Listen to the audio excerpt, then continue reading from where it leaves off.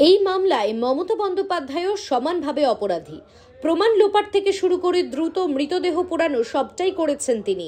আপনাকে বলতে হবে আমি আমার ফাঁসি চাই। বিজেপির ধর্ণা মঞ্চ থেকে মুখ্যমন্ত্রীকে তীব্র আক্রমণ অভিজিৎ গঙ্গোপাধ্যায়ের। এই আজকে যে ভাঁওতাটি দিয়েছেন বিধানসভায় বলে শুনতে পাচ্ছি যে ধর্ষণের বিরুদ্ধে একটা আইন এনেছেন, এর কোনো প্রয়োজন ছিল না।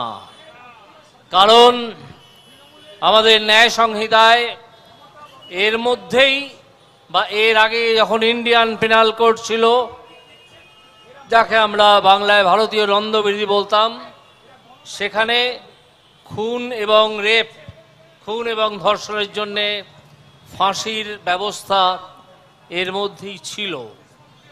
মমতা ব্যানার্জিকে আর নতুন করে কিছু করতে হবে না, তার উচিত নিজেই জেলে চলে যাওয়া। কেন কেন সেটা আমি বলছি একটু পরে। আপনাদের অনেকের হয়তো মনে আছে, অনেক দিন আগে, আমারও তখন বয়স খুবই কম, দিল্লিতে গীতা নামে একটি তরুণীকে ধর্ষণ করার অপরাধে রঙ্গা এবং বিল্লা এই দুজনের ফাঁসি হয়েছিল। তাহলে মমতা ব্যানার্জি আপনি উত্তর দিন তো, যদি গীতাকে ধর্ষণ এবং খুন করা হয়েছিল দিল্লিতে একটি ঝোপের পাশে, তাহলে মমতা ব্যানার্জি আপনি উত্তর দিন তো, যদি ধর্ষণ এবং খুনে ফাঁসির সাজা না থেকে থাকতো ভারতীয় দণ্ডবিধিতে আজ থেকে বহুদিন আগে, তাহলে কিভাবে রঙ্গা এবং বিল্লাকে ফাঁসি দেয়া হয়েছিল? আপনার কোনো খেয়াল আছে? আপনি কিছু জানেন? আপনি একটি অর্ধশিক্ষিত একটি মিথ্যাবাদী মহিলা, যিনি ক্রমাগত মানুষকে বিভ্রান্ত করতে ভাঁওতা দিতে চেষ্টা করেন। মানুষ কিন্তু ক্রমাগত ধরে ফেলছে আপনার ভাঁওতা। আচ্ছা, এবারে আসি। এরপরে যখন এর মধ্যে অনেক ধর্ষণ এবং হত্যাকাণ্ড হয়েছে, ফাঁসির সাজা হয় একমাত্র সেই ধরনের অপরাধে যাকে রেয়ারেস্ট অফ দ্য রেয়ার্স, অর্থাৎ অতি বিরল ঘটনার মধ্যে অতি বিরল বলে মনে করা হয়, আদালত মনে করে, সেখানে ফাঁসি দেয়া হয়। এই রকম ফাঁসি দেয়া হয়েছিল, ফাঁসির আদেশ হয়েছিল যখন নির্ভয়া হত্যাকাণ্ড হলো আবার সেই দিল্লির রাজপথে। তাহলে মমতা ব্যানার্জি বলুন তো, সেই ফাঁসির আদেশ কিভাবে আদালত দিয়েছিল? যদি ফাঁসির আদেশ দেওয়ার ব্যবস্থা ভারতীয় দণ্ডবিধিতে না থাকতো, তাহলে কি আদেশ দেয়া যেত? আবার আমি বলছি, আপনি একজন অর্ধশিক্ষিত, একজন অর্ধজ্ঞানী পণ্ডিত, আধা পণ্ডিত, যিনি ক্রমাগত মিথ্যে বলতে বলতে মিথ্যে আর সত্যির তফাৎ গুলিয়ে ফেলেছেন, ভুলে গেছেন। তিনি ভাঁওতাবাজি দেয়া ছাড়া আপনি কিছুই বুঝতে পারেন না। আজকেও আমি বলছি, আমাদের যে ন্যায় সংহিতা তাতে ওই একই প্রভিশন আছে। তাহলে আপনি এই ভাঁওতাটা কেন দিতে গেলেন? কারণ দিতে গেলেন এই কারণে যে ভারতবর্ষের পশ্চিমবঙ্গের মানুষকে দেখানো দরকার যে আমরাই একটা ফাঁসির ব্যবস্থা করলাম, ফাঁসির একটা পদ্ধতি তৈরি করলাম ফাঁসি দেওয়ার। এই ভাঁওতাবাজি আজকে লোক ধরে ফেলেছে। এই ভাঁওতাবাজি দিয়ে আর কিচ্ছু হবে না। উল্টে আপনি যে কাজটি করেছেন সেটি সম্পূর্ণত অসাংবিধানিক এবং সম্পূর্ণত বেআইনি। আমাদের আইনের জগতে একটা তত্ত্ব আছে যাকে বলা হয় doctrine of occupied field. Bangla করলে দাঁড়ায় এরকম যে নীতি যেটা বলছে যে যে বিষয়ে একটা আইন আছে সেই বিষয়ে আবার আইন আনা যায় না, সেইটাকে সংক্ষেপে বলা হয়। আমরা যখন আদালতে মামলা করতাম বা মামলা শুনতাম, তখন এক কথায় বুঝিয়ে দেওয়া হতো একটা কথা বলে, যেটা ডক্ট্রিন অফ অকুপায়েড ফিল্ড। তখনই আমরা দুটো আইন খুলে দেখে নিতাম যে আইনটা নতুন করা হলো এবং যে আইনটা অলরেডি আছে, সেই থাকা আইনটাতে নতুন আইনটার প্রভিশনটা আছে কিনা। যদি তাহলে থাকে, তাহলে তাকে ছুঁড়ে জানলা দিয়ে ফেলে দিতাম বিচারপতি হিসেবে।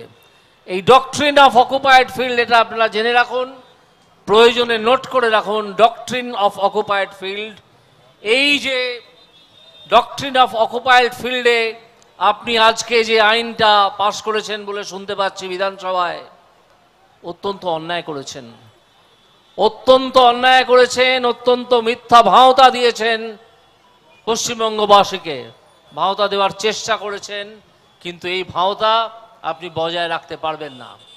কারণ এই ফোলানো বেলুন, আপনারা বিরাট ফোলানো বেলুন যে ফাঁসির ব্যবস্থা আমি করছি, ফাঁসির ব্যবস্থা আমি করছি, এটা চুপসে দেওয়ার জন্যে একটা ছোট্ট আলপিন যথেষ্ট। এই আপনার ফোলানো বেলুনে একটা ছোট্ট আলপিন ঠেকালাম এবং আপনার বেলুনটি ফেটে গেল। আপনি এই হত্যাকাণ্ডে একজন আসামি। আমি বারে বারে বলেছি, গত 15 দিন ধরে বলে যাচ্ছি যে আপনি একজন আসামি, কারণ আপনার নির্দেশে এই ঘটনায় সব রকমের তথ্য প্রমাণ নষ্ট করা হয়েছে। যিনি তথ্য প্রমাণ নষ্ট করেন তিনি অপরাধীর একজন সহযোগী। মমতা ব্যানার্জি নিজেকে অপরাধীর সহযোগী হিসেবে প্রতিষ্ঠা করেছেন। এই মমতা ব্যানার্জিকে আমি বারে বারে দাবি করেছি, আবার করছি, দিনকে দিন করে যাব। এই কারণে করে যাব, শুধু ফাঁকা বুলি নয়, এর আগেও বলেছি যে আমি সিবিআই এর ডিরেক্টরকে একটা দীর্ঘ 3 পাতার চিঠি দিয়ে, মেম্বার অফ পার্লামেন্ট হিসেবে একটা চিঠি দিয়ে জানিয়েছি যে কিভাবে মমতা ব্যানার্জি একজন অপরাধী, কিভাবে তাকে জিজ্ঞাসাবাদ শুরু করা যেতে পারে এবং কেন যেতে পারে।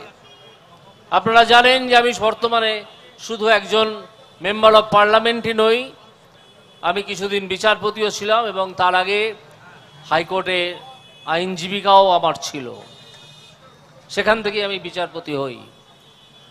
সেই অভিজ্ঞতা এবং সেই জ্ঞানের ভিত্তিতে আমি সিবিআই এর ডিরেক্টরকে জানিয়েছি চিঠি লিখে যে মমতা ব্যানার্জিকে এক্ষুনি জিজ্ঞাসাবাদ শুরু করুন।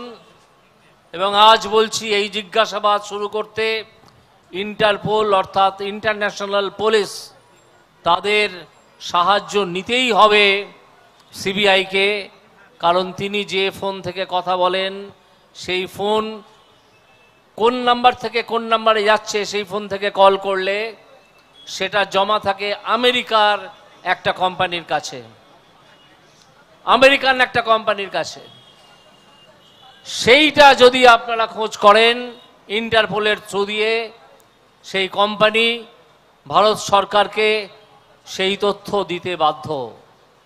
সেই তথ্য পেলে দেখতে পাবেন যে কতবার মমতা ব্যানার্জি এই সন্দীপ ঘোষ, সেই সন্দীপ ঘোষের সঙ্গে ওখানে বসে থাকা তৃণমূলের সেই কুকুর ডায়ালিসিস নেতা কি মাঝি না মাল্লা কি যেন নাম, তার সঙ্গে এতবার ফোনে কথা বলেছেন, এত নির্দেশ দিয়েছেন, এবং আপনার নির্দেশ ছাড়া এই মৃতদেহটি এত দ্রুত পুড়িয়ে দেওয়া হতো না। দ্রুত পুড়িয়ে দেওয়ার সব রকমের ব্যবস্থা আপনিই করেছেন। কারণ মৃতদেহটি যদি পুড়ে যায় তাহলে আপনি জানেন, একজন অভিজ্ঞ রাজনীতিবিদ হিসেবে, অনেক কেলেঙ্কারির নায়িকা হিসেবে, যে মৃতদেহটিকে তাড়াতাড়ি পুড়িয়ে ফেললে অনেক তথ্য প্রমাণ নষ্ট হয়ে যায়। এখন তথ্য প্রমাণ নষ্টের যে সাজা, সেই সাজাটা হচ্ছে যিনি অপরাধী তার সাজার সমান। অর্থাৎ মমতা ব্যানার্জি সাবধান থাকুন, আমরা সজাগ আছি, আমরা জেগে আছি, আমরা আপনার ভাওতাবাজি ধরে ফেলেছি, আপনার মিথ্যাচারিতা ধরে ফেলেছি।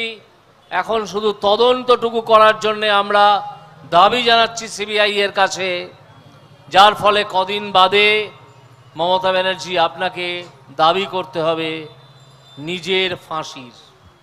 নিজেই এমন নিজের সরকারের বিরুদ্ধে রাস্তায় নামলেন কদিন আগে বিচার চাই বলে, তেমন কদিন বাদে দেখবেন আপনাকে নিজের ফাঁসি চাই বলে রাস্তায় নামতে হচ্ছে।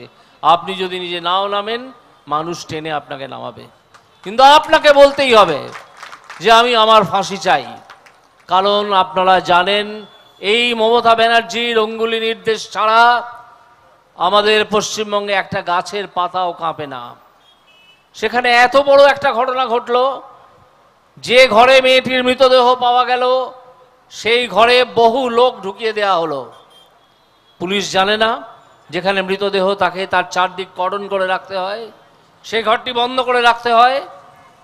সেই ঘরে যারা যারা তার আগে ছিল তাদের পায়ের ছাপ, জুতোর ছাপ, আঙুলের ছাপ সব নষ্ট করে দেওয়া হলো, একেবারে পরিকল্পনা মাফিক। আপনি করালেন। আপনি যদি বলতেন যে একটা স্বচ্ছ তদন্ত হবে, তাহলে পুলিশের কি এসে যেত? পুলিশ করতো স্বচ্ছ তদন্ত। আপনি তাদেরকে ডিরেকশন দিয়েছেন, কেন দিয়েছেন তা আমরা আজকে বুঝতে পারছি, যে সে কথায় আমি পরে আসছি। আপনি তাদেরকে নির্দেশ দিয়েছেন যে যা এভিডেন্স আছে তা যতদূর সম্ভব সব মুছে ফেলো। আপনার গুন্ডা বাহিনী 14ই আগস্ট রাত্রে সেখানে হানা দিয়েছিল, সেই বিল্ডিংয়ে, আবার তথ্য প্রমাণ নষ্ট করে দেওয়ার জন্যে। কিন্তু আপনাদের তো একটা অর্ধশিক্ষিত অশিক্ষিতের দল, তাদেরকে আপনারা বলে পাঠিয়েছিলেন 3rd ফ্লোরে যেতে হবে। তারা 3rd ফ্লোর অর্থে বুঝেছিল 3 তলা, তারা 3 তলায় গিয়েছিল। 3rd ফ্লোর যে 4 তলা সেটা বোঝার ক্ষমতা তাদের নেই। মদ্যপ লুঙ্গি পরা কিছু লোক তারা ঢুকে গিয়েছিল, ভাঙচুর চালিয়েছিল, তারা 3 তলা অব্দি উঠে আবার ফেরত এসেছিল। ফলে সেই মৃতদেহ যে রুম থেকে পাওয়া গিয়েছিল, যে ঘর থেকে পাওয়া গিয়েছিল, সেই ঘরের দেওয়াল আপনারা ভেঙে ফেলেছেন। হয়তো সেখানে রক্তের ছাপ ছিল, রক্তমাখা আঙুলের ছাপ ছিল, বা অন্য কোনো ছাপ ছিল। পরের দিনই একেবারে বিদ্যুৎ গতিতে পাবলিক ওয়ার্কস ডিপার্টমেন্ট গিয়ে এই সন্দীপ ঘোষ তার নির্দেশে এই দেয়াল ভেঙে ফেলা হয়েছিল। অর্থাৎ প্রমাণ লোপাট করার সব প্রমাণ পাওয়া যাবে যদি আপনার ফোনটা সিজ করে সেটাকে সেখান থেকে নম্বর উদ্ধার করে, এবং যারা সার্ভিস প্রোভাইডার ইউনাইটেড স্টেটসে আছেন তাদের কাছ থেকে সেই নম্বর এনে দেখা যায় যে আপনি কাকে কাকে ফোন করলেন, কতক্ষণ ধরে ফোন করলেন এবং কতবার ফোন করলেন। মৃতদেহটি এত তাড়াতাড়ি পুড়িয়ে দিলেন কেন? মৃতার মা তিনি তো আজকে বলেছেন যে আমাদেরকে সম্পূর্ণ ভুল বুঝিয়ে আমাকে টালা থানায় বসিয়ে রাখা হলো, কিছু না করে আমাকে না বলে মৃত নিয়ে চলে গেল শ্মশানে। কেন এত